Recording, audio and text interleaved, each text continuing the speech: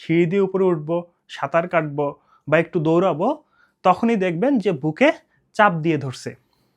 তার মানে আপনাকে বুঝতে হবে আপনার রক্তনালীতে কিন্তু চর্বি জমছে, সেটা আস্তে আস্তে বন্ধ হয়ে যাচ্ছে। ইমিডিয়েটলি হয়তো ডায়াবেটিসের কারণে আপনার কোনো সমস্যাই হবে না, কিন্তু লং টার্মে অনিয়ন্ত্রিত ডায়াবেটিস আপনার হার্ট অ্যাটাকের কারণ হতে পারে, আপনার মৃত্যুর কারণ হতে পারে। আসসালামু আলাইকুম দর্শক শ্রোতা। অনিয়ন্ত্রিত ডায়াবেটিস আমাদের শরীরের এমন কোনো অর্গান নাই যেটাকে সে বাদ দেয়। প্রত্যেকটা অর্গানে সে ক্ষতি করে।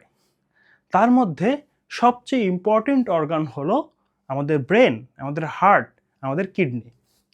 তো আজকে মূলত আমি কথা বলবো এই অনিয়ন্ত্রিত ডায়াবেটিস যদি আপনি দীর্ঘদিন ভোগেন, আপনার হার্টে কি কি ক্ষতি হবে। মূলত আপনারা সবাই জানেন ডায়াবেটিস হলো রক্তনালীর ভিতরে অতিরিক্ত সুগার বা গ্লুকোজ। যখন রক্তনালীতে অতিরিক্ত সুগার থাকে, এই সুগারগুলো আমাদের হার্টের রক্তনালীকে ড্যামেজ করে, ইনজুরি করে, ফলে করোনারি আর্টারি ডিজিজ দেখা দেয়। এছাড়া শরীরের অতিরিক্ত সুগারকে আমাদের লিভার চর্বি বা ফ্যাটে কনভার্ট করে। তার মানে আপনার রক্তে লিপিডের পরিমাণটা বেশি থাকে, আর এই লিপিডগুলো আমাদের হৃৎপিণ্ডের রক্তনালীতে আস্তে আস্তে জমতে শুরু করে।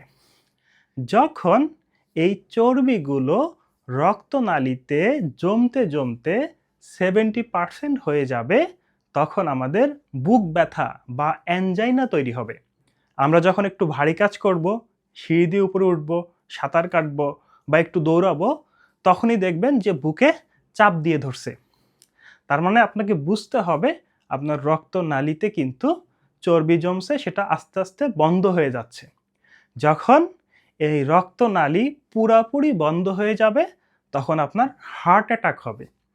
আর এই হার্ট অ্যাটাকের যদি আপনি ইমিডিয়েট চিকিৎসা না করান, আপনার মৃত্যু অবধারিত। এছাড়া ডায়াবেটিস রোগীরা উচ্চ রক্তচাপে ভোগে। উচ্চ রক্তচাপ থাকার কারণে হার্টকে অনেক কষ্ট করে পাম্প করতে হয়। এই কষ্ট থেকে বাঁচার জন্য হার্ট তার মাসেলগুলোকে মোটা করে ফেলে, যেটাকে আমরা বলি লেফট ভেন্ট্রিকুলার হাইপারট্রফি। যখন আপনার হার্টের মাসেল মোটা হয়ে যায়, তখন হার্টের মাসেল ঠিকমতো পুষ্টি পায় না, রক্ত পায় না। মানে সেই রক্তনালী যেরকম ব্লক হয়েছে, ওই রকম একটা অ্যানজাইনার কন্ডিশন তৈরি হয়।